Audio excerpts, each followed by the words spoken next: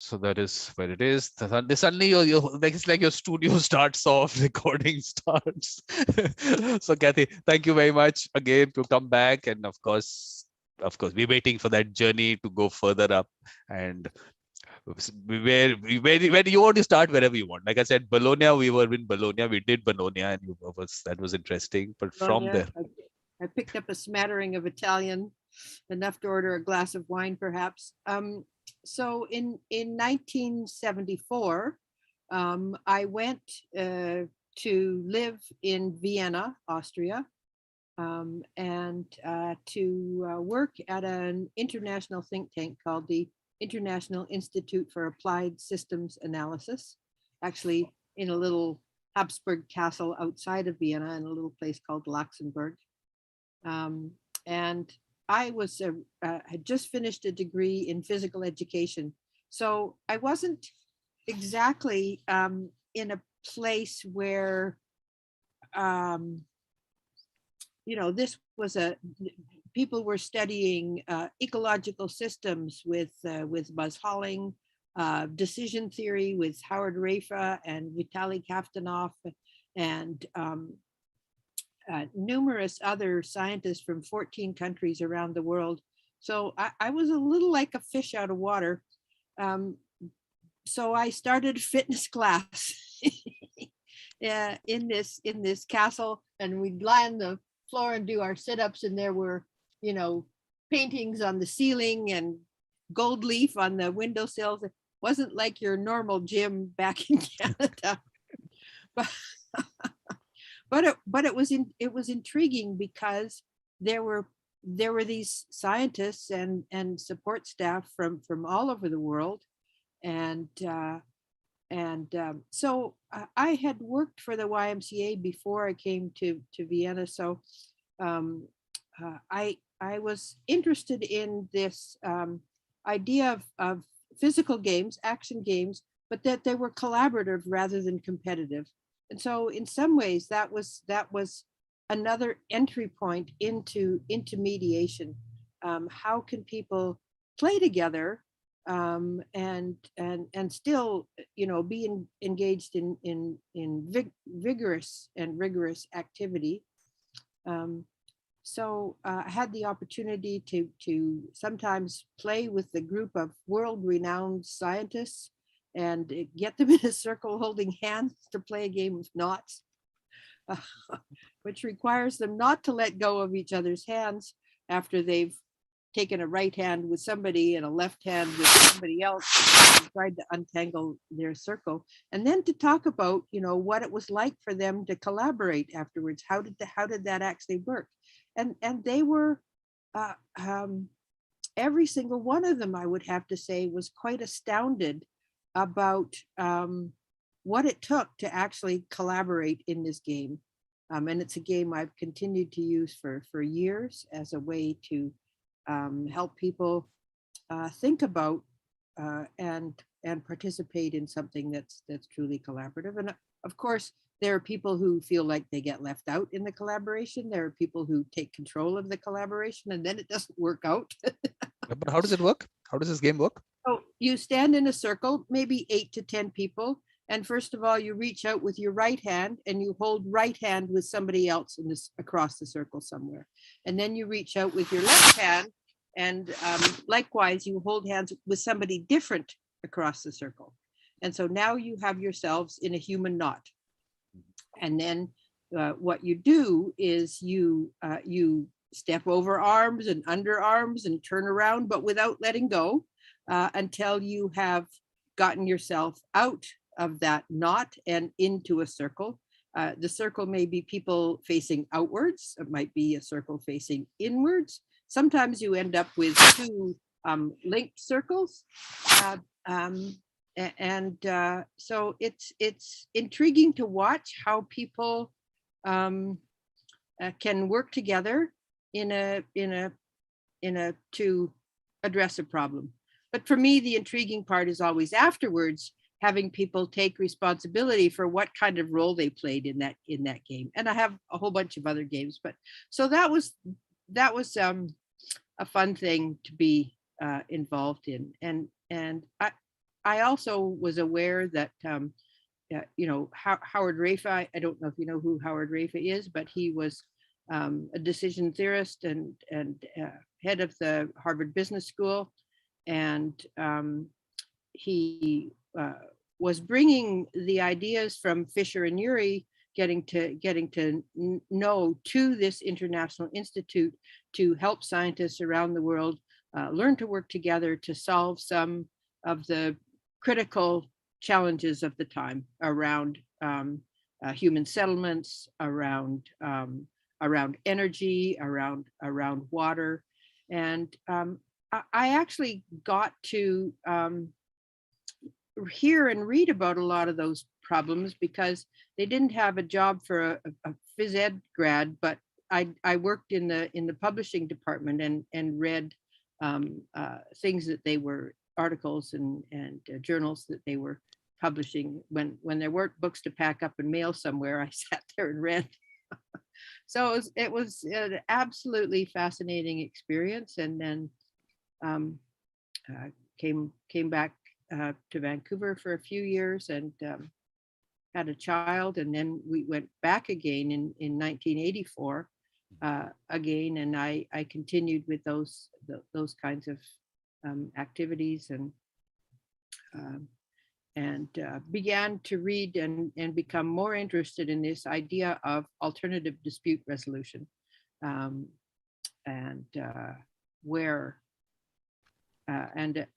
in Vancouver, a new post-secondary institute had just opened called the Justice Institute, where they were training mediators.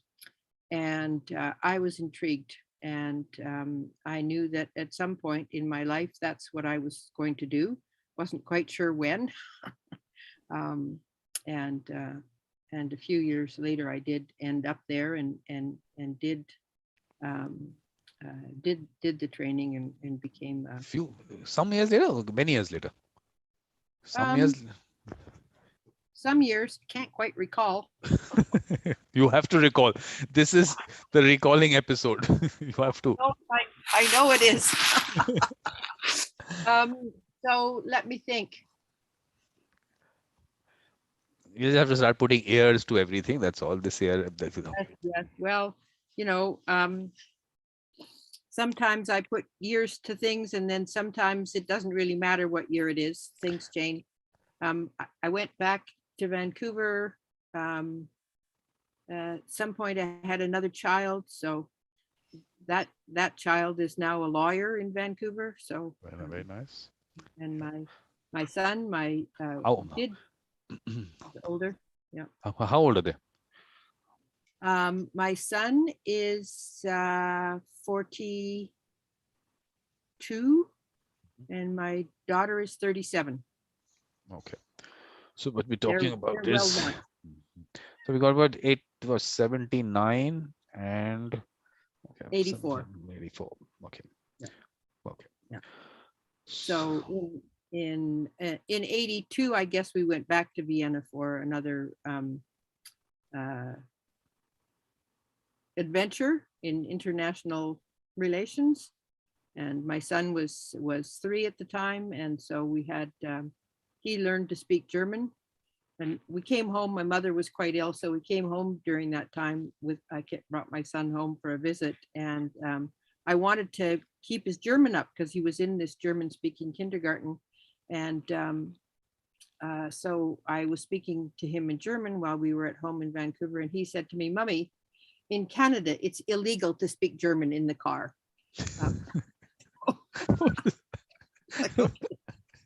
All right, illegal. Well, I don't know where I got that from, but okay. I was just almost going to think maybe that is how it was. Who knows? Who knows why anyone would want to do that? But maybe, who knows? Yeah. So, yeah. But then what is happening? I mean, this is like you're in Vienna and what is really happening in life at that point of time? What is the thought process? What? Well, in the first trip there, I was, I just graduated from university and I had a job. I was married at the time, and The man I was married to was working with in an institute that was headed by Buzz Holling, and his supervisor for his master's degree was working at this institute in Vienna, invited us to come there and work. And so we, I'd lived in Europe several times before, and so I was excited to go back and live in Europe again. I'd gone to elementary school in Frankfurt when I was 11, and so I spoke this kinder, German from elementary school. But enough to get by, enough to buy groceries and, get along in the world. So, but at the Institute, everything was in English. It was a fascinating place. There was a constant undercurrent of discussion about who were the American spies and who were the Russian spies and how did you know and what were they doing. And there was a library with a photocopy machine in the Institute. And whenever I would go up there to pick up an article or a book for somebody, there'd be a Russian standing at the photocopy machine, photocopying page after page after page after page. But what about the arts? There would be interesting things happening there in terms of music. Yes. Oh yes, there was there was the opera, and you could go and get very inexpensive tickets to the opera, so that was fun. I went to hear Claudio Arrau play at the Musikverein, but we lived in a little village outside of Vienna called Baden. And we found out that it was the headquarters for the neo-Nazi organizations there. So we weren't exactly welcomed with open arms. My husband had rather long hair at the time. And I think probably my hair was very curly, and I had probably, a big mass of curly hair. And we went to Italy, and we bought a brand new Fiat from the station in Torino, and brought it home, and it had this little cooling engine on it that when you turned it off, the fan would go on, and so one night the police came to our apartment door, and told us that our car was still running, and if we didn't turn it off, we were going to be arrested. So, we had fun endeavors. No, but in this entire thing, you haven't told us where you met your husband, where you got married. Nothing of that has happened. Yeah, well, it's not really important to me, and it happened, and it ended, and it wasn't a lot of fun, and so I have 2 lovely children, and I'll focus on that. But that's a nice short story. It happened, and that's it. It ended, and that's it. Okay, Yeah, so you don't want to talk about it. It's okay. That's perfectly really. all right. Perfectly all right. Yeah, That's really. absolutely. I'm just thinking that period of life we haven't really. That means either we missed out on that period, or you just skipped. It happened, but you skipped over it. Something like that. So I'm just thinking, have we missed out that period of life of yours? Totally. Something like that. I mean, I did some interesting work during that time. I worked for an organization called the Terry Fox Run between the 2 trips to Vienna. And he was a young man who had cancer and who began to run across Canada to raise money for cancer research. And so that was. Which year was that? You keep asking me what year. I should have my resume in front of me. Should I open LinkedIn profile to make it easier for you? Maybe 1980, 81. I was just trying to find out what was the situation with cancer at that time. I mean, what was the thought process on cancer in 1980? I think that there was a lot of research going on. I know that this young man participated in some experimental drug therapies at the time, and ultimately they were unsuccessful, and he died. His mother, Betty, took up the reins of the organization that one of the big hoteliers in Canada, Isidore Sharp, had formed with Terry Fox, and they raised significant amounts of money every year and was given to cancer research. So I sort of coordinated all across all communities across Canada and eventually around the world. Every September there would be these fundraising events, mostly short distance runs, 10 kilometers or something. And people would get sponsored and run to raise money for cancer research. And so I had coordinated, I can't remember, probably 30 or more runs around the province of British Columbia in Western Canada.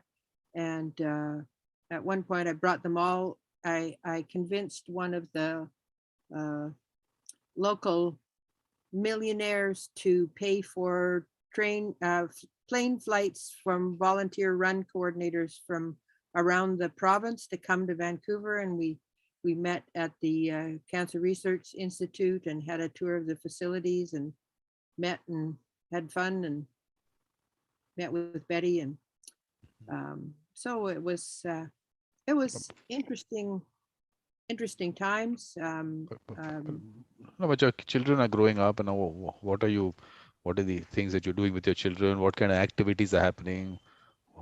Them Well, growing up? we ski. Hmm? We ski a lot. Are you saying that? Yeah.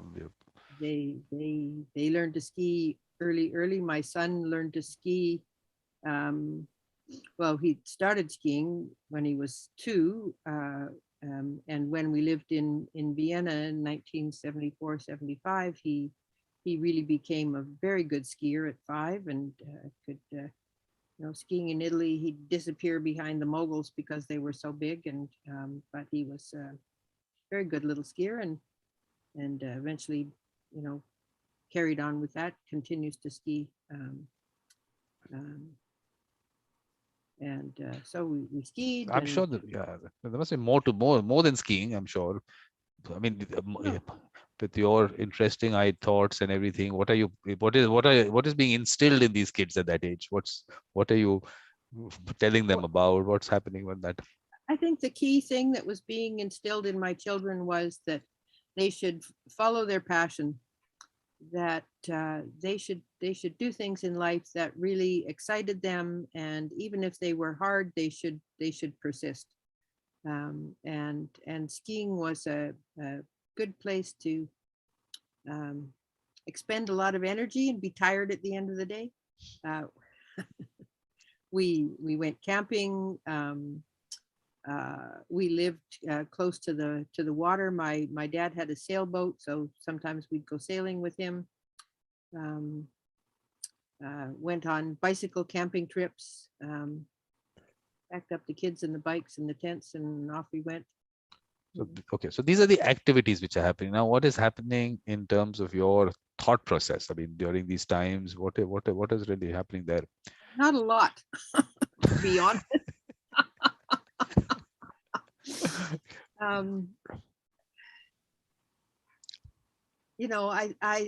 I'm just putting one foot in front of the other, particularly as my marriage became more difficult, and I realized that I was, much to my surprise, going to leave, and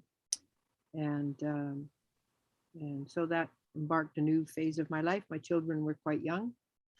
How old were they at that time? I'm going to say 3 and 8, something like that. So we're talking about somewhere in 87 or something. Something like that, 88 actually. Yeah. And so that was, difficult for me in terms of finding work that could help to bring up these children. We had an arrangement where the children lived 1 year with me and 1 year with their father, and we would trade houses, but ultimately that didn't work all that well. But this is in Vancouver. This is in Vancouver. Okay. In Vancouver. That children went to school, and then My son had been in a French immersion at public elementary school, and it wasn't working for him. He was having a very difficult time, um, uh, and I went to the school to say, this teacher, this system isn't working for my son, and so I need to find an alternative. And the principal said, "Don't worry, dear. We'll look after your son. You don't have to worry about that." And needless to say, that was not the answer that I was seeking. And so I took my son out of school, and I spent several weeks on the phone until I found an alternative elementary school that I felt was appropriate. And he went with his dad to go try it out one morning, and it turned out to be the day that they were going to the salmon hatchery. And Ryan's dad worked in doing computer analysis around the salmon runs, and so he knew quite a bit about salmon. So he was intrigued. He never wanted to go to school anywhere else, so he went to school there for quite a few years, and I eventually became a teacher there and worked there as well. My daughter went to school there for a year or so as well. But how do the kids take into this arrangement to being sometime with you and sometime there? Well, I think it was sometimes it was great and sometimes it was very hard. But do you think that's, I mean, in some way, what really happened there? Do you think they get affected by this later in life? Do they talk to you about it? Well, my daughter doesn't see her father at all anymore. He was pretty horrible to her, pretty abusive towards her, not physically, but emotionally. And he married another woman who was an alcoholic, and life in that family was very difficult.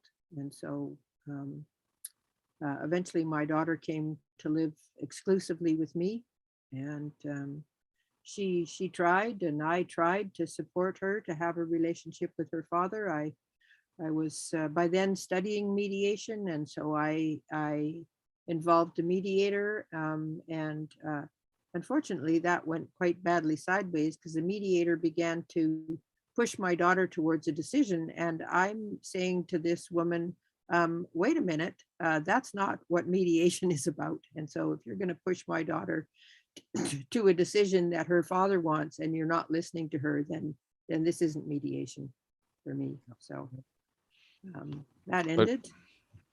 But she's, I mean, has that affected her in life in terms of relationships and other such things? I think between the competitive skiing that she did and and these decisions, they have to get some more coffee, I guess. Yep. I think with the competitive skiing and these very difficult experiences gave her a very fine focus on and which I think makes her a fine lawyer on the idea of fairness. And because I think I had a very strong sense of what was fair, and that didn't always work out well for me. And it ultimately didn't work out well for my daughter, because fairness requires that both people understand and are willing to behave in a manner that is equitable and fair, and that didn't happen. Mm-hmm. And so my daughter tried well into adulthood, probably into her early 30s, to have a relationship with her father, and he continued to behave like an idiot. So at one point she cut off any further relationships with him at all, because it just wasn't worth the effort. It was just continued to be emotionally traumatic, and so she ended that. But what are you teaching in the school at that time? What were you teaching? I'm teaching kids. In general, it's okay. It's a general kind of thing. It's not anything specific. Thing. I had taught all across the curriculum, all subject areas, to children ages 4 to 8. So I had a mixed classroom of about 10 children.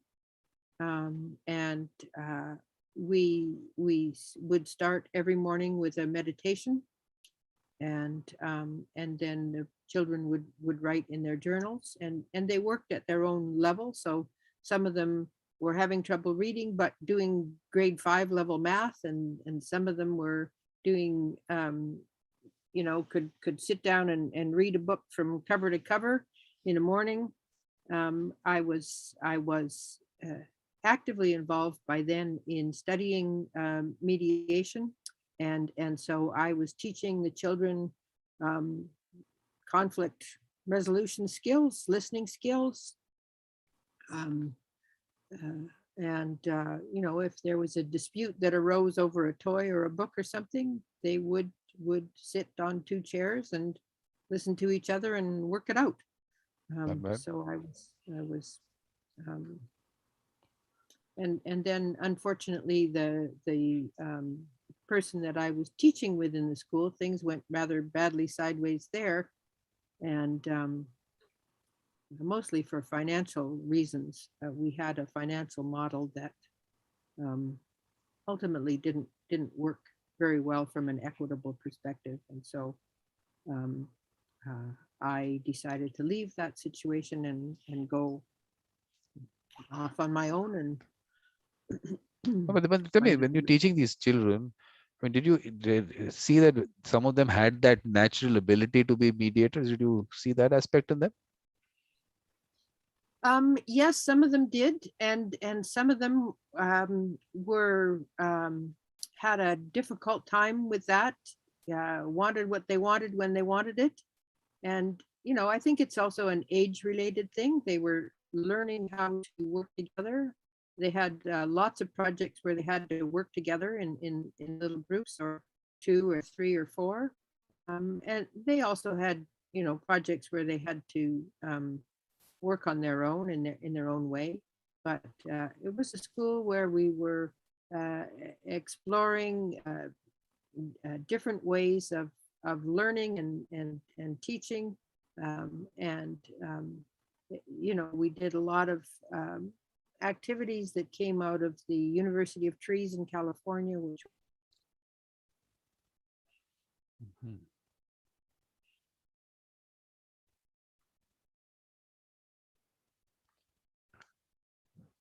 So we have a frozen Kathy now.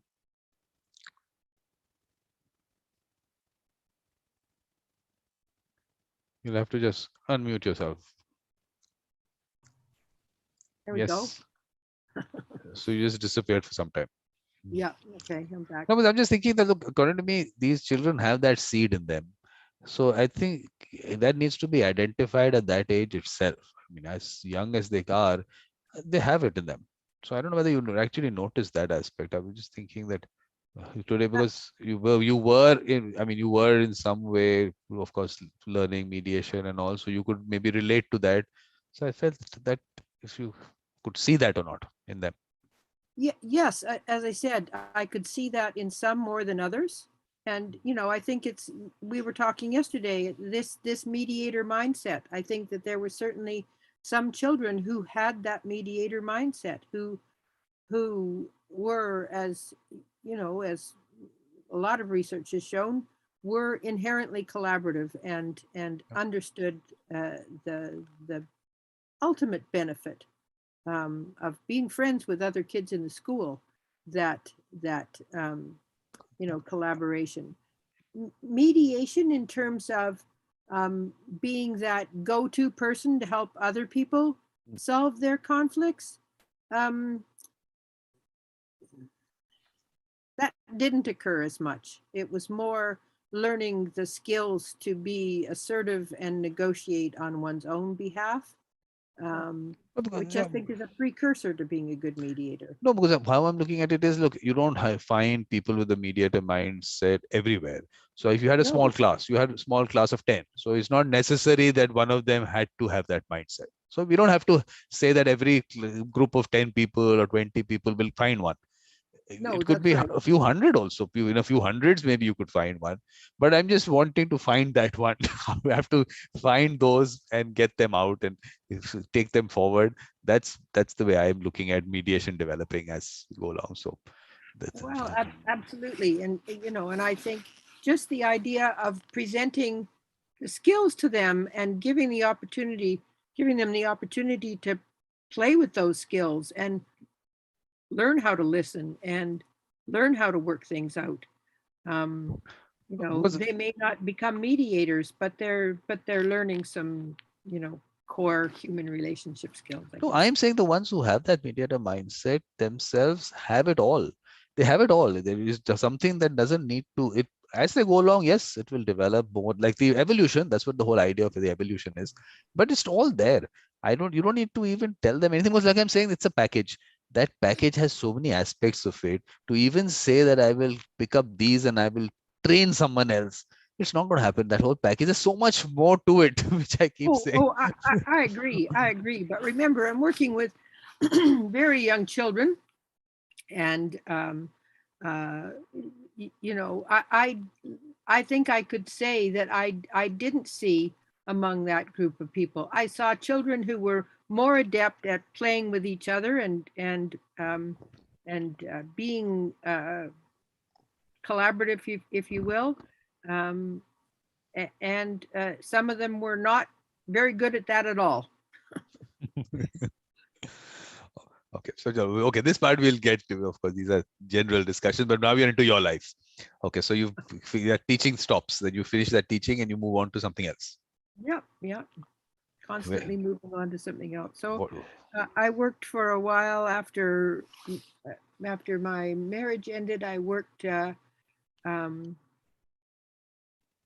for an organization that helped volunteers form peer support groups. I worked there for a number of years, and then from there I went um, to work in a more consultative capacity. Uh, this time, not working with children, but working with adults to help them learn to be collaborative in the workplace and to. It arose out of the fact that, particularly in the resource sector, industries were dying. The forest sector in BC was dying, and labor and management were coming together to figure out if they could work together instead of being adversaries and save their industry. And so I was involved in an initiative like that in the seafood sector in British Columbia. Um, I, um, I started out uh, by happenstance meeting a woman who asked me to come and do some training at a fishing fish canning company up the coast of British Columbia. And so I met her one day for lunch, and 2 days later I was in this little tiny town up the coast called Prince Rupert, teaching a bunch of people communication skills.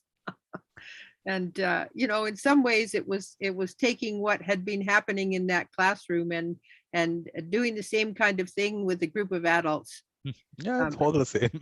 No, but what was Canada like at that time? Maybe tell us a little more about the Canada what of was those years. Canada like? Well, um, I think that Canada thought of itself as this humane, peace building, involved in the UN as a peace building coming out of the Lester Pearson era.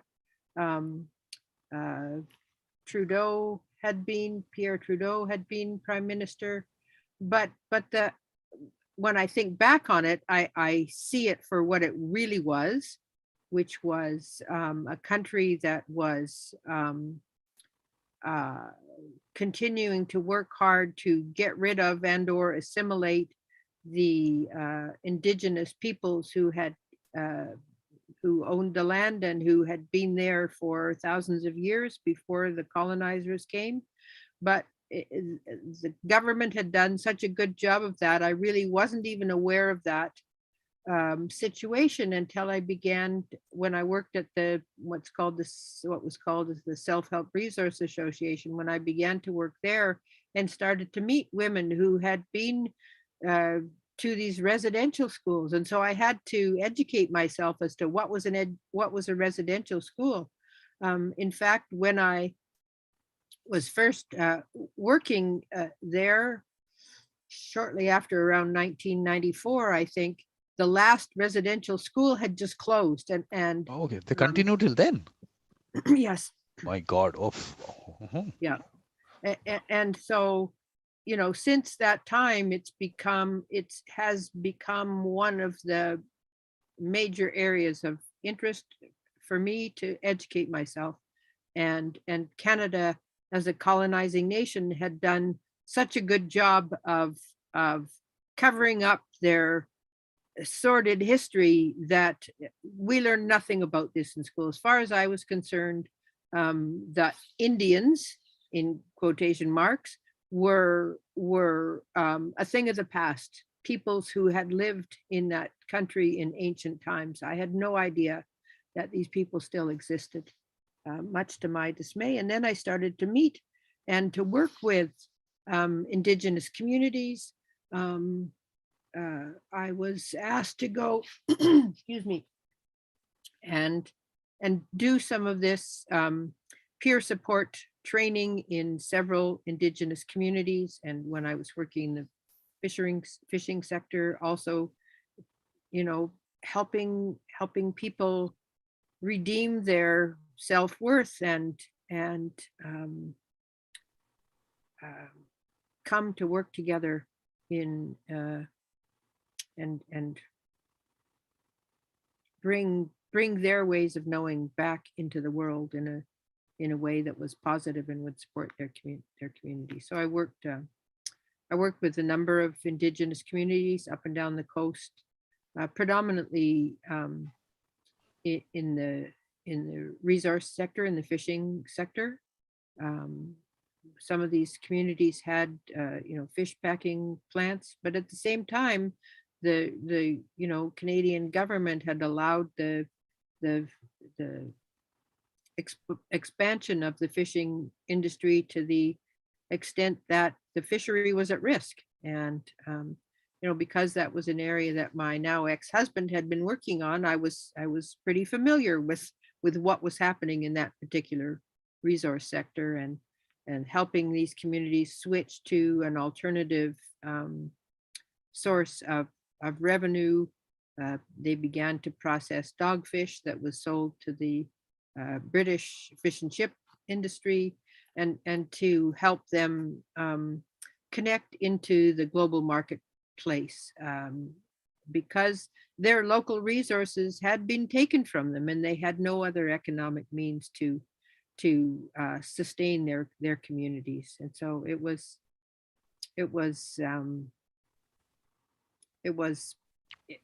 a real education for me to see how other peoples that I thought had been, for whatever reason, and I didn't question. I didn't say, well, I wonder what happened to these people, because I was told that smallpox was brought inadvertently in blankets, and as a result, these Indigenous populations were decimated. I had at earlier times in my life no idea that in fact that this was a conscious act to kill off Indigenous populations in order for colonizers to take possession of their lands. It's really, when you hear this, it's like, how can people do that? To even think that you're doing this to people. How does that happen? Have you ever tried to get into that mindset? I constantly try to get into that mindset. Well, and your country of India, experienced that for, the English, the British colonizers coming and taking over and controlling and putting new systems in place. And the kind of things you hear, it's like crazy. to do this, what goes on in the person's mind to be doing this? You hear a lot of stories of the kinds of things that have happened and the way people were killed, and I mean, in places where, I mean, women and children being shot dead. For what reason? I mean, what goes on in your mind to do that? I have to really get into that. I have to actually maybe have to sit with someone from that time. I don't know whether that generation will be gone now. I think Well, maybe. no, not entirely, because I'm often working still with people with indigenous elders who were in residential schools, whose culture was taken from them. They were not. They were raped. They were physically and emotionally abused. They were fed bad food or no food at all. Many of them died, which is what we've been going through this last summer. I mean, people in indigenous communities across Canada knew that children had died because they hadn't come home again after they were forcibly removed from their families. And so I think what's happening now, some 30, 40 years after I was first exposed to this information, is that more broadly, Canadians are becoming aware that this happened. Uh, but and this was I'm sorry, Vikram, I'm gonna leap around a little bit because it feels important. It's interesting to go to COP26 in Glasgow and listen to the impacts of this colonizer approach to taking land, and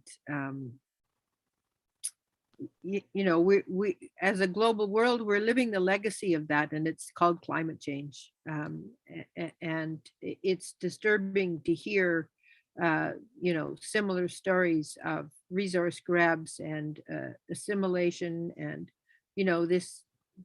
this idea of equality, of fairness that we strive for as mediators. There was no fairness there. It was like, what's yours is mine, and what's mine is mine, and too bad for you. Um, but you're right. I don't understand how one can think that way. Um, and yet, on the other hand, I'm very aware that I'm a beneficiary of that egregious action as a privileged white woman who has, been educated, who has traveled the world, who has a warm house in which to live, and But as to sit in a camper in the middle of in the early morning talking to someone from the colonized world. well, and I choose to come out to the camper because I don't want to wake the rest of the family up. So that's my choice. It's totally fine. Yeah, but I will, because the thing is that this whole thing of colonization and dispute resolution, that effect it has had on traditional dispute resolution method systems, and then obviously the court system being given to us, and the lawyer being the person who's going to be any dispute resolution. I mean, what we were discussing yesterday, that Yes, this yes. whole mindset that has come in, to undo that. How do you undo that, and how much time is it going to take? That conditioning that has happened. It's crazy. Well, some of what I've read says it's going to take as long to undo it as it did to do it. So Yeah. we're looking at 400 or 500 years, I think. Exactly. We have to in some way do it faster, but how to do it is the point. That, because I'm saying, I was telling you that the children, if they are also picking that up, which I was telling you about, that guy from Nigeria, his son saying that, that means it's not going to be that easy. It's being transferred very fast. Oh, yes. Oh, yes.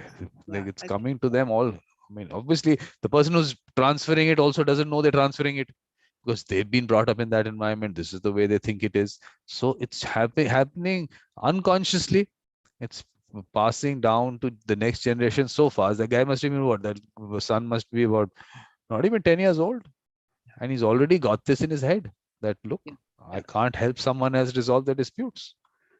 So, I think it's interesting as as we see this uprising, like Fridays for Future and Greta Thunberg and her efforts to raise awareness around climate change, and young people around the globe are taking up that, and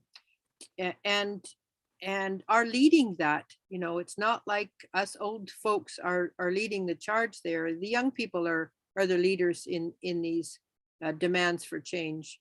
And in Black Lives Matter, it's the young people who are leading and the older people who are there as allies to support them.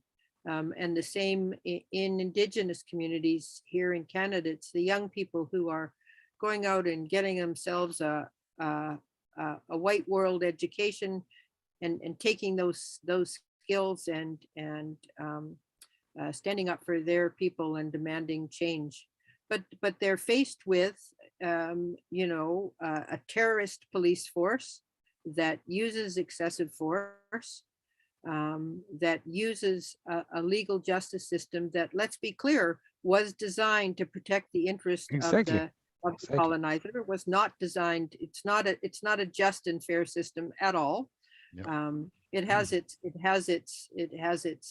checks and balances, obviously, and some aspects of it, Yeah. are I think, just, but ultimately, yeah, I it's a mean, flawed system. it's made to serve the colonizer totally. Yes, Everything. It's of course. made to that, and not just the colonizer. The fact is, it's made to help a minority rule over a majority. So the systems have to be such that you have to be able to, I mean, whatever way you put it across, you have to show on paper we are still we've got some law somewhere, but the law has to have so much within it that that the colonizer or the ruler gets away with whatever they want, and they can do what they want. So all that has to change, but Kathy, that's not changing. I keep discussing this even here when I keep talking about the civil procedure code that we've got from 1908. I mean, if the people who took over, they found a benefit in it. They thought if this worked for them, it'll work for us, and they've gone about ruling the country with that. But where are Yeah. we? What are we doing? We've gone through your. We are supposed to go through your life, and we've gone into the colonizer's life. Well, and I think the other thing that we see is the rise of populism in the world, and the rhetoric of the so-called right wing. But this is a fear-based rhetoric, because these are people who have been on the privileged side of the fence, if you will, and who can see that that privilege possibly leaving what they think is rightfully theirs, even though they have little understanding that it was taken, and that and that even for the most part, workers work on behalf of those few who own capital. They may think that they're working for their own independence, and sure, they get to buy cars and toys and things, but they're working on behalf of somebody else getting a lot richer. One of my favorite stories from childhood is a Dr. Seuss book called Yertle the Turtle. Are you familiar with it? No, I don't read books. You know that. You have to tell Uh, me about it. You have to tell I me about it. thought maybe, you might read a children's book on No, it. I did read some when I was young, but yeah, I did read some, definitely, You didn't but not become a this one. lawyer because you don't read, Oh. Vikram. Nice No, try. no. Look, that's why I say, look, those I don't consider those books because you're not going through the whole thing together. You need what you need from that one section of it, one part of it, and that's it. So you're not sitting there reading a book. So I try to distinguish between that. I understand. But anyway, uh, Dr. Seuss was a children's author, Jewish, wrote a lot of imaginative stories for children, but one of them talks about a turtle named Yertle who started to pile up a stack of turtles so that he could see farther and farther and farther afield. And he thought he was, king of everything. But the turtle at the bottom of the stack kind of got fed up with the weight of this big stack of turtles on top of him. So he burped and the whole stack fell down, and Yertle, who thought he was king, ended up being just king of the mud, for that was all he could see. Um, and it was written specifically to address what was happening in Hitler Germany at the time. Um, and, and, uh, and so it was this idea that even if you're at the bottom, you can make change, but it is incredibly difficult, and it's not something that everybody is willing to undertake. And Judith Butler talks about this in her book, The Force of Nonviolence, where she talks about, looking at it from, and she's not using the sort of the colonizer world or the dominator language. She comes at it from a different perspective. She talks about people who are grievable and people who are not grievable. And so um, the justice system also looks at the world through this lens. Some people uh, don't count as human beings. Indigenous children didn't really count as human beings. They were seen as less than. Um, and so, as you say, this is a huge weight, a huge legacy, a huge blindfold, if you will, that has been placed over our eyes. And we're now in the process of trying to remove that blindfold. And as as as a white woman, I feel like I have a responsibility to help remove that blindfold, my own and others. And No, but like I said, removing it would happen if the atmosphere around you was changing. But I'm saying people are using that same system today. The same system is being, it's not so, no, it's not that you moved away from it. The names might be different. The weights maybe on the outside seems different. But when you dig deep in, the whole concept of developing laws and everything comes with that mindset. It's not coming with that whole collaborative concept of it. And these are, you are still now, you're not a colony or you're not ruling. It's all everyone working together. That aspect is not coming out in the way I see approach of governments also. Well, no, I agree. And on the other hand, there are systems operating within this bigger system that are collaborative, that are, people are working together in communities around the world to affect change in some way. But there's not one way, one solution that's going to occur. They're Yeah, going to yeah. be small, localized solutions that will occur, and whether it ultimately changes or not, it certainly won't change in my lifetime. No, I tell you what, Um, it's the thing that I was talking about to even to Ken also I was trying to explain from his, we were discussing that book of his on politics and democracy. And I was trying to tell him that we don't have a democracy. The US doesn't no, have a no, democracy. India no. doesn't have a democracy because finally what does it come down to? That if you represent a majority of the people, it's not that the people have a right to vote. You should be representing a majority. So what what statistics tells me that the current president in the US has 33% of the votes, the entire votes Same of in the Canada. country. Yeah. So can 33% actually be ruling a country? Obviously, like I keep saying, that you have to go through this divide and rule policy because you just have to put together 33. You don't have to put together 51 also. You have to just put in 33. So then you create those divisions, which what we keep saying about the colonizer also, the divide and rule. Because when a minority has to rule, then it has to bring together certain people in some way, dividing some other. So that continues. So I think this basic fundamental thing that we have to change.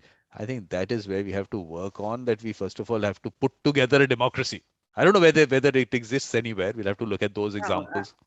I agree. And yet I know that change has also happened when the so-called majority has made a decision in favor of the so-called minority. And I guess what happened in the United States in the 60s, as a result of Malcolm X and Martin Luther King and others, to begin to remove some of the slave history from the United States, was a step forward, and an incomplete step forward, because the police force and other major systems continue to and the gerrymandering and the voting system, the lack of real democracy in the country continue to be in place.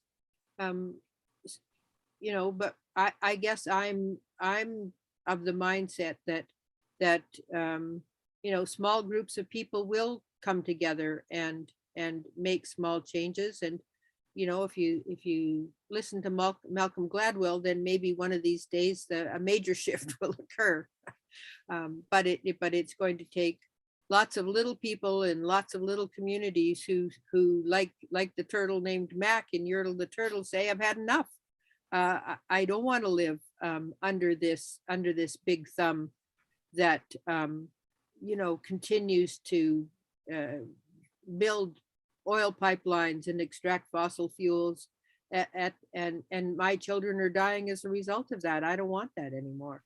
No, but I mean, in terms of the indigenous communities, I mean, you of course would have seen their life and that they been able to retain their culture? Are they? Oh, I think that they have worked very hard and are resilient.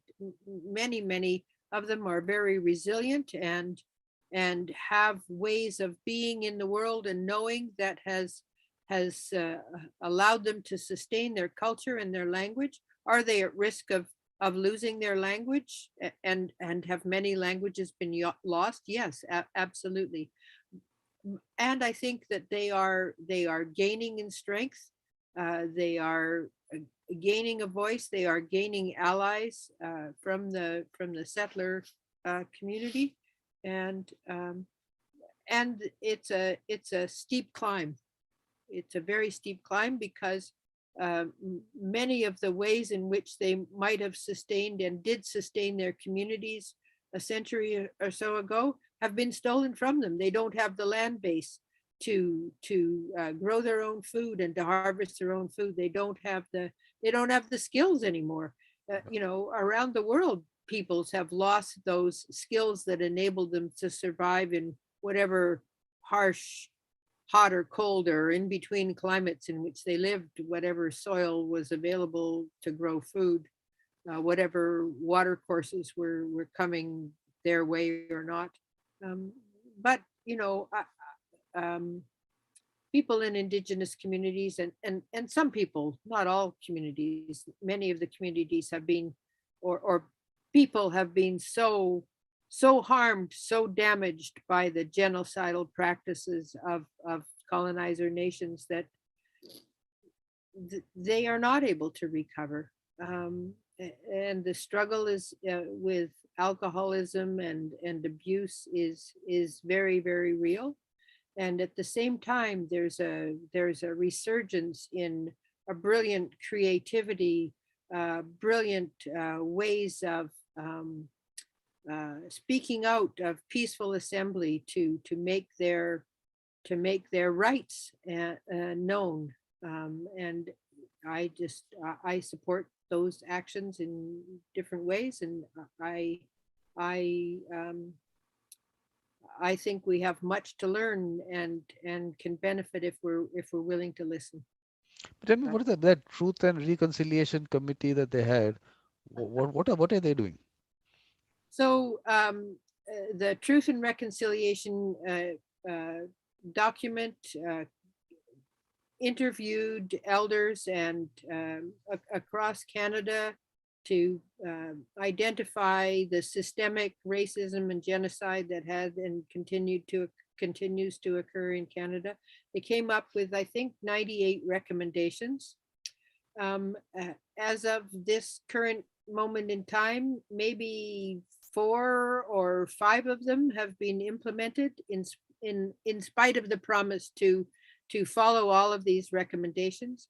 There's a group in Toronto called the Yellowhead Institute, a group of Indigenous scholars who follow this and other promises to Indigenous people that continue to be made by whatever so-called democratic government is in place, and disregard. They disregard what comes from this. They find workaways. The federal government in Canada is back in court fighting even though the Supreme Court has decided on, I think now 3 occasions, that the Canadian government must pay for losses to Indigenous people from, in terms of their rights to education, still not doing that, still fighting in court to pay that money. While voices of ordinary Canadians are continue to rise, but not enough to say, wait a minute, you need to make these changes. The Canadian government and other so-called democracies in the world are so far in the pockets of big industry that they think that they get to function, but in fact they don't. Yeah. Case in point, in Canada here during COVID, the Prime Minister met with a small elite group of fossil fuel company leaders to get advice from them as to how to manage COVID. It seems to me that you'd be wanting to turn to your healthcare professionals to figure out how to manage COVID. Sadly, we have other things going on. So And also that aspect of, obviously, whatever the money and business and everything is going to be entangled with the way, look, the structure that we've created. I think there's a fundamental issue in the structure itself. So once you've created that structure, now you can't break it down because it's grown so much. So we just have to, I think we have to live. You have to be in your camper, and I have to sit on this table and connect people, and that's all. That's all what we're going to keep doing. well, but I'm also hopeful, and sometimes it's very hard to be hopeful, but so, and T.S. Eliot would say hope would be hope of the wrong thing. But that aside, I work towards having a hopeful mindset because I do see change happening. I do see people standing up, and I also think that if we look way back historically, we can see the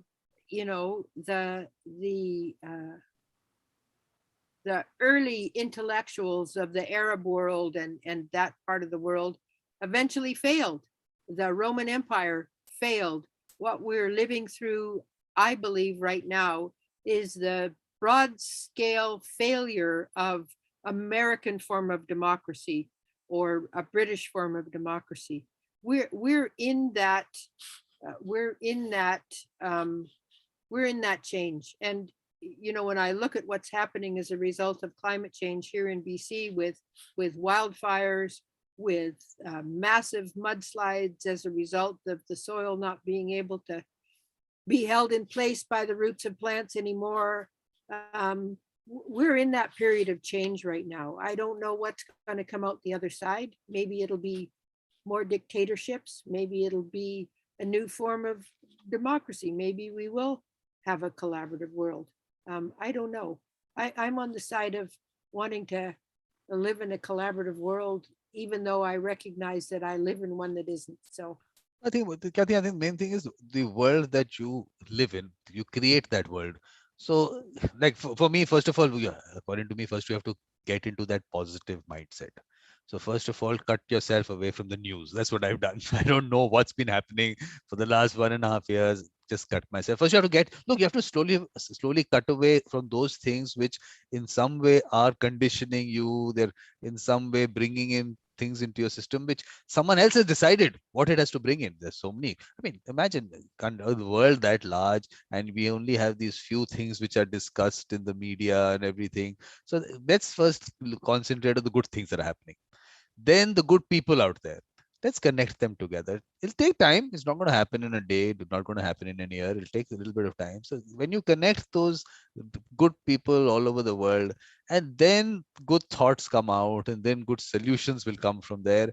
I think that whole process has to happen step by step because other people are so entrenched in the negativity that is spread around that to be able to think out of the box.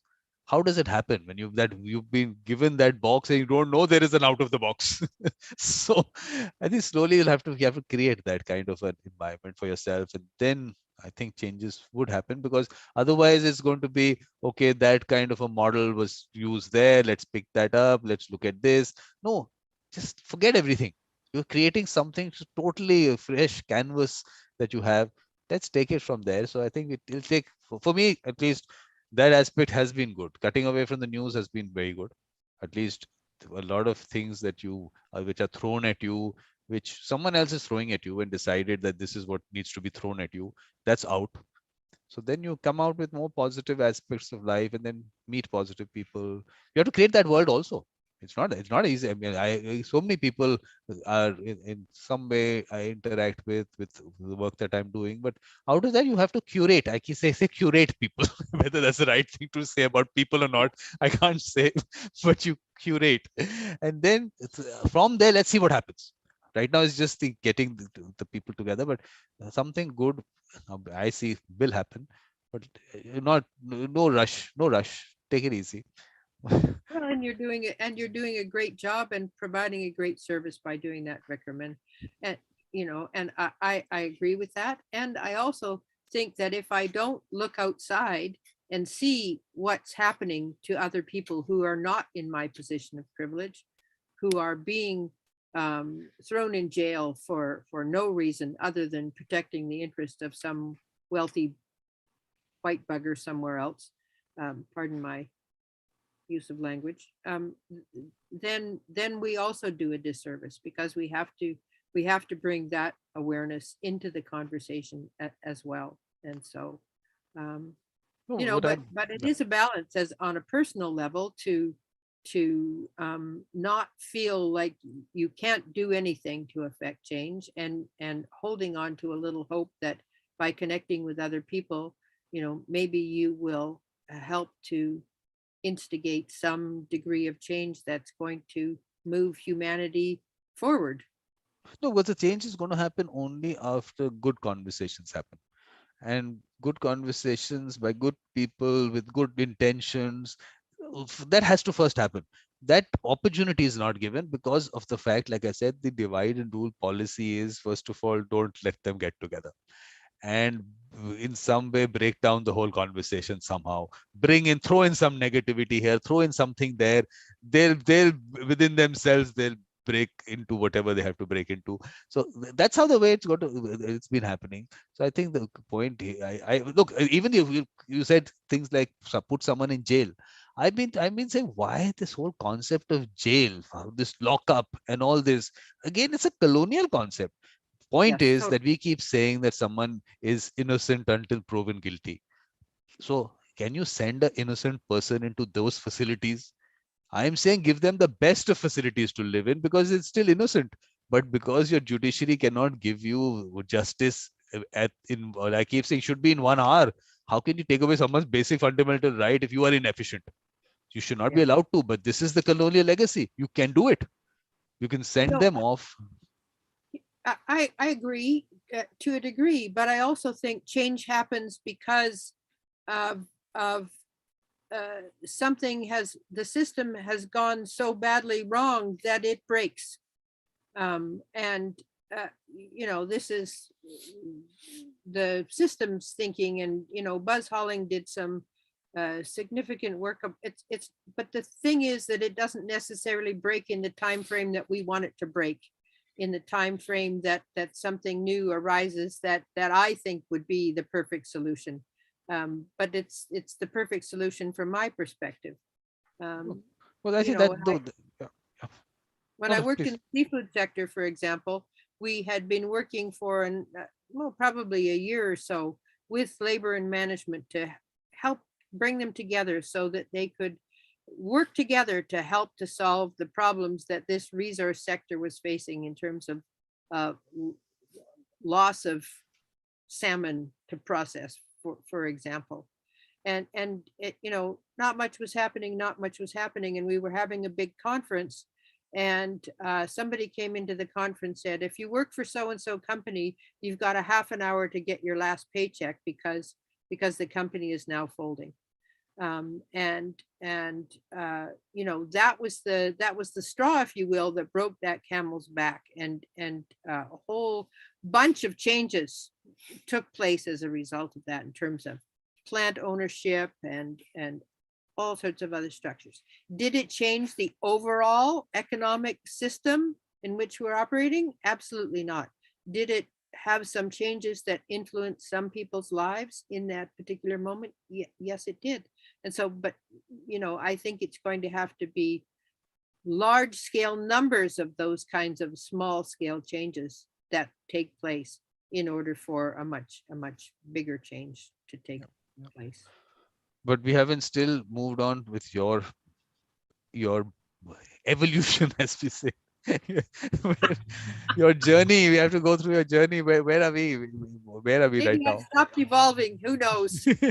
Well, because I want to reach that point when you're doing all those interesting things in relation to mediation and everything that you speak about and what you spoke about in the symposium. We have to get there. So where are we right now? What point of time are we at? Oh, I don't know. I think I'm starting my career as a mediator. When I'm working in the seafood industry, I'm hired by a man who is a lawyer, who's the general counsel for this newly formed labor management organization with a governance structure that has one representative from labor and one representative from management. So I'm being exposed to new systems, new governance structures at this time in the early mid 90s. I'm meeting people in indigenous communities and working with them and beginning to see the impact of this colonial history, although not even labeling it at that stage. And I begin to have opportunities to work with groups of people wanting to make decisions to change the system within which they work. And so I'm working in that sector for in the seafood sector for probably about 5 or 6 years, and developing my skills and being mentored by a professor of law at UBC, Joe Weiler, who really grew up with this, you know, let's call it mediator mindset, and had worked in that area for many years. And from there, eventually, then at some point I decided it was time to move out of Vancouver and I wanted to build a house. So I moved to the Okanagan and began to build a house, and then realized that, you know, in order to build a house, you still actually have to have a job. So I went to the website of the city that the property that I bought was near, and I sent my resume out to about 4 or 5 companies. And then I was back in Vancouver working with my friend and colleague Joe on a dialogue project, and I got a phone call saying, we'd like to hire you. Can we interview you tomorrow?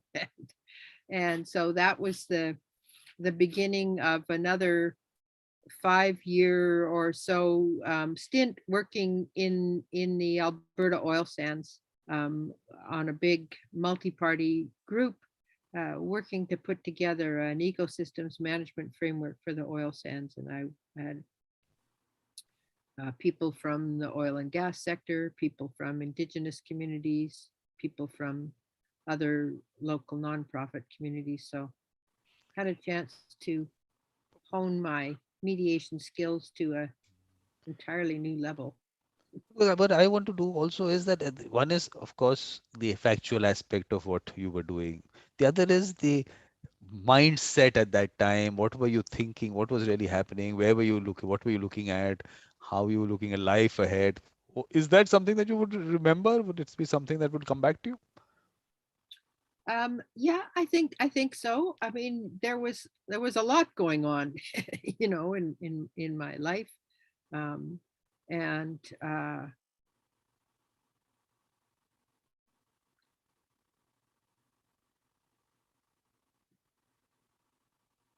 yeah, it was a it was an exciting time in terms of um, uh, what I was doing in terms of work. My personal life was perhaps more of a struggle, um, but um, I was making changes and living with the consequences. Um, Hmm. And the children, and what are they doing? my well, um, I didn't actually move out of Vancouver until my daughter had graduated from high school, but at that time she was skiing on the provincial level freestyle ski team, and so she was starting to travel across the country and compete in higher and higher level events. My son had gone off to Australia to teach skiing and coach skiing, and so he was going back and forth to from between Vancouver and Australia, teaching skiing in the winter here and teaching skiing in the winter in Australia, um, getting himself an education. They were eventually put skiing on the back burner and focused on getting an education. My daughter ended up going to Australia to do a law degree, and my son did a master's in tourism management. And so, education was always a big part um, of my life, of my children's life. And there was just an assumption that they were going to both go out and experience the world, uh, as I had been lucky enough to do, and they were also going to educate themselves and follow a career path of their own choosing, um, not something that I dictated to them. So, But when was this design aspect of it? You were doing something with design. When did that happen? yeah, it's that continuing, web of my life, because I was first exposed to systems thinking and mediation, if you will, in the 70s and 80s at this think tank in Austria. I met Stafford Beer, um, and others, that when I went to Toronto a couple of years ago to do a master's degree, I ended up realizing that I had been exposed to some of these critical leading thinkers of the time, and I had no idea. I kind of absorbed it vicariously, I guess, because now here I was actually studying it, studying systems theory and reading about you know Stafford Beer's viable systems management. So but it and I'd read Peter Senge years and years ago. So it's like these things that I come across, then they reappear again, and it's like, oh, okay, I didn't quite get it the first time. Maybe I have another chance to get it this second time or this third time. So um, yeah, it's just and uh, I think these sort of thoughts about how groups of people work together and how I am in groups of people, um, how my approach to engaging people has changed as I've been able to become more reflective as I get older and think about the impact that I have on other people and make space for other people to have an impact and become engaged there. So that's in terms of thinking about what's going on. I think that's some of the key thinking was just that background reflection is like, well, where did I hear about this before? How does that apply to my life? How does that apply to the work that I'm doing? How do I understand this system, this theory, this approach? How do I understand that differently? How do I apply that in my life? How do I apply that in my work? So So, maybe that's a good place to stop, because it's breakfast time and we've been talking for almost 2 hours, it seems. So It for seems sure. Now, today it seems like to us it wasn't to us, but it seems like to us. Oh, but in any case, so okay, yeah, in an I hour think. and 20 minutes. But But the anyway, only thing is that at the end of the day, we have to, like I keep saying, that what I did yesterday about the things that I'm doing in the month. Should I go through that quickly? please do. When I Yes. started doing that, I find that it's something which I keep doing up till people just don't subscribe to the channel and then see what's happening there, because I'm also tired all these posts that I keep putting out all the time and no one really ends up looking at all of them. Rather, they just put it up on, it goes live on YouTube and just go from there. Okay, so this is now changed. Yesterday you were saying it was 80 plus, now it's become 90 plus because Rafael sent me the revised one yesterday. So now I don't have to say it. So this of course, I think everyone should watch. There's a lot of interesting sessions, like your session. It's so interesting. But the only thing, like I said, people have to share these things. They have to send it out. They have to, Oh, uh, I definitely share, and I do yeah. get comments from people that that was great, or I enjoyed hearing you, or they'll send me an email, or they'll, I'm just starting. I'm starting my own dialogue group this coming Friday with a few like-minded people, where we're going to be talking about books that we've read, podcasts that we've heard, things that we've seen, how those things have impacted us, and just going to get together. It's not a book club per se, although we might talk about books. So we'll see what happens there. We're not going to record it though, Vikram. So I won't be. Why? Why? I don't know. We'll see what happens. Maybe we'll record it. Who knows? No, because I tell you, the thing is that all those conversations are actually something which people should, in some way, I mean, just benefit from it. Some way or the other, they'll benefit from it, which people don't realize. Because I mean, look, that part of it, that whatever 1 hour, 2 hour, whatever time you spend, is just going to go. It's going to be the end of it. But that might be something that someone sitting somewhere might get inspired in some way from whatever. We don't know what's going to happen with it.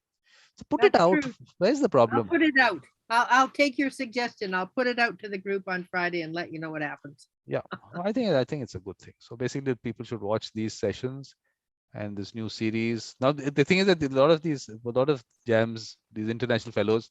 So this series is just going to be them for some time, and then we'll take it from there. This mediator experiences was for memorable experiences that people had in relation to mediation. So that part of it is now going through this jams fellows right now. Very interesting people, nice people. So let's Mhm. do then that. So this is Wadi is there, Tatlim has happened, just Judge remarks, Migle, Katarzyna, Ivana, Gide, Gabriella. There's an interesting conversation. The Gabriella conversation is really interesting. You must watch Yes, that. I listened to it. It was very This one, interesting. yeah, this was really, Yeah. really went into interesting areas. So Hmm. from the fellowship, it goes into other areas, and then the Vikram, in some ways, you're like a mycelium. You've created this incredible World Wide Web. Oh, Derek was fun to talk to too. yeah, yeah. Of people and conversations. It really is quite a delight to be here. And the main thing is to be able to identify those people you want to have conversations with. That is the challenge. You can't just have conversations with anyone. So that part of it is also something which has to happen. The curation, the curating that has to happen. So all this happen. This one's happening tomorrow with the Mm, Mitra. Then we had this discussion on our mediation bill, which is a problem. This mediation bill is an issue mm. because the government wants to get in, the judiciary wants to get in into mediation, which I have a big issue with. So this part of it, there are some people who have the same thought as me, and then there is the judiciary, and then there are the other people who want to be part of some body that is formed and we are part of it kind of people. Some are looking at the training aspect and some getting some legitimacy to training so they can take that forward. So all that is happening when nothing is happening on mediation. On the ground, Yeah. nothing is. This No, courts. I hear you. We've had that similar experience here. It's very frustrating to me, but Okay, so you've actually heard all this from me, so I don't have. I'm going to be repeating. Yesterday, I went through the same thing with you, so it's boring for you. But I have to put it out. no, it's Kathy, not what do I boring. do? I think it's a really important conversation. And it's an example of a system, a powerful system of the minority taking over a less powerful system of the majority. Yeah. It's a perfect example of how the colonizer works. Yeah. Okay. So this lecture series, so that we can reach out to a lot of more people out there, but it has to go beyond the mediation world, the lectures. So, Yes. so that is what. Hmm. Okay. So Michael Lang lecture, and yes, okay, you did not. This is that in conversation with a beautiful mind. Then okay, Sanya lecture, Vladimir. This is his second episode 2 is happening in December, and then thing. This was interesting. This Mhm. reflective practice that Michael Lang does. So he had some people from his Irish group who had come in. So you must Mm. watch that. You must watch that. It's interesting what they Yes. do. Maybe Yes. I don't know. Next one we something planned in December. So I don't know. Good. The book of his that he got a discount on. This is your situation, which we are here right now. At this point, then what happens is tomorrow we have this, and that Dimitra's session on that mediator experiences. And Rafael is the one who, like I told you, who designed that poster. The Santana I've written there is he calls himself the Carlos Santana of the Woodstock of mediation. He, he wants, of course, he would want me to take it out. People are going to think that's part of his name or something. No one's going to understand. No one's going to understand. He'll understand. I'll understand. But will anyone else? Sanjay Neil was also part of the thing with Michael Lang. She was there on Saturday. So right, Very good. people, and then this last day of the month. Too much, Kathy. I think this is too much for a month. I have to I have to cut things down. Yes, I think perhaps so. Anyway, thank you for this most wonderful conversation, as always. Delightful to spend time with you. Thank And you very much for coming in. It's obviously it's a pleasure speaking to you, and we have to keep these conversations going. So sure.